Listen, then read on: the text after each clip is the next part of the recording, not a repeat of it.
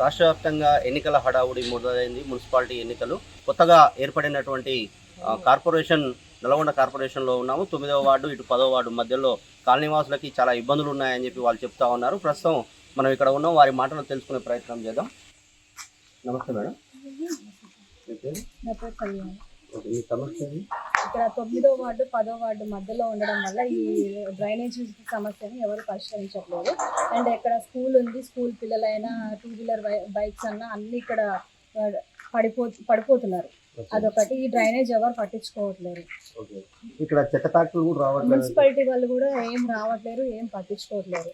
ఎవరికి చెప్పినా ఎవరు రెస్పాండ్ కావట్లేదు.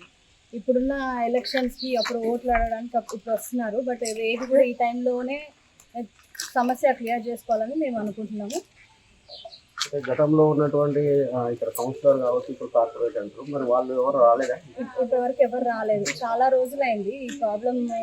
ఇంకా వర్షాకాలం అయితే అసలు ఇక్కడ నుంచి వెహికల్స్ పోవడానికి కూడా ఉండదు. అసలు మేము పర్సనల్గా మేము చేసుకోవడమే కానీ ఎవరు వచ్చి ఇక్కడ పట్టించుకునే వాళ్ళు అయితే ఉండలేదు. ఇప్పుడు మళ్ళీ ఇప్పుడు కార్పొరేషన్ ఎలక్షన్లు వచ్చాయి, మరి ఎవరికి ఓట్ వేయాలి?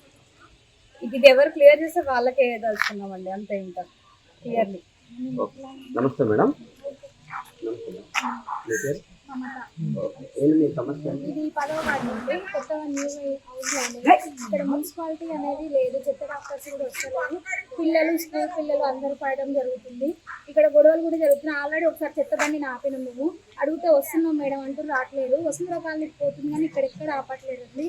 డ్రైనేజీ మాత్రం మస్తు ఇబ్బంది పెడుతుంది మాకు. వర్షాలు పడ్డా కానీ ఇంటి ముందరికి పాములు అవన్నీ వస్తున్నాయి. రోడ్డు సదుపాయం కూడా లేదు.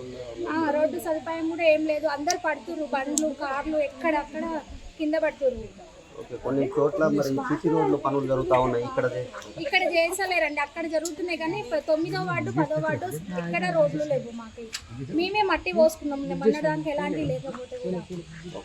ప్రధానంగా అసలు ఏం సమస్యలు ఉన్నాయి ఇక్కడ? మాకు ఫస్ట్ మోరీ కావాలి, రోడ్డు కావాలి, రెండు కావాలి. ఓకే, ఇక్కడ మనం చూస్తూ ఉన్నాం విజువల్లో కూడా మొత్తం మోరీ దుర్గంధం వాసన వస్తూ ఉంది. మొత్తం ఇక్కడ ఎలాంటి గోడలు లేకుండా మొత్తం ఇక్కడ మనం చూస్తూ ఉన్నాం. మొత్తం విజువల్లో మొత్తం ఇక్కడ మొత్తం వాటర్ కూడా నిలిచిపోయినటువంటి పరిస్థితి కూడా మనం చూస్తూ ఉన్నాం.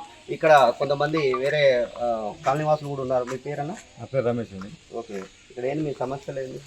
ఇక్కడ మోరీ, డ్రైనేజీ, రోడ్లు ఇంతవరకు పట్టించుకునే వాళ్ళు ఎవరు లేరు. ఇంకా 4 నెలలు అయితే వర్షాకాలం వస్తే రావడం పోవడానికి చాలా ఇబ్బంది.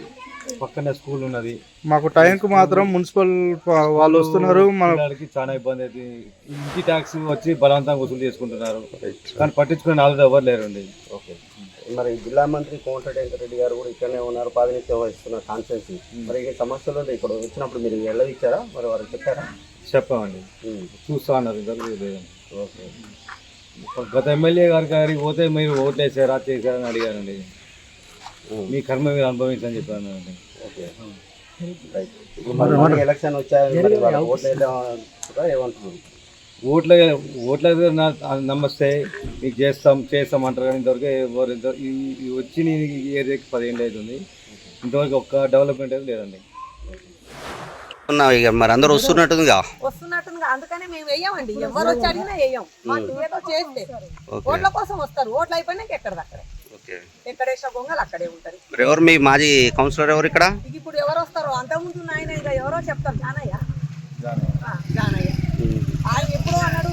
ఏది కాదని అక్కడ ఉన్నప్పుడు అమ్మా నువ్వు అడగొద్దు, వచ్చే నెల 8వ తారీఖు వరకు నీకు రోడ్డు రాకుంటే స్టూడెంట్ అట్టాడు 8వ తారీఖు ఎన్ని అయిపోయినాయి ఏమంటాం మరి మనం? మా ఏరియాకి ఎవరు నిలబడ్డాయి చేపించినాకనే ఓట్లు ఏమన్నా వస్తే ఎనికి తిరిగిపోతారు. మాట్లాడదాం, ఏముంది అంతలో భయం ఏముంది? మీకు ప్రధానంగా మీకు ఓన్లీ ఇది ఒకటేనా, మోరీ ఒకటేనా, ఇంకా వేరేది ఏమైనా సమస్యలు ఉన్నాయా? సమస్య అసలు రోడ్డు ఉందండి మాకు.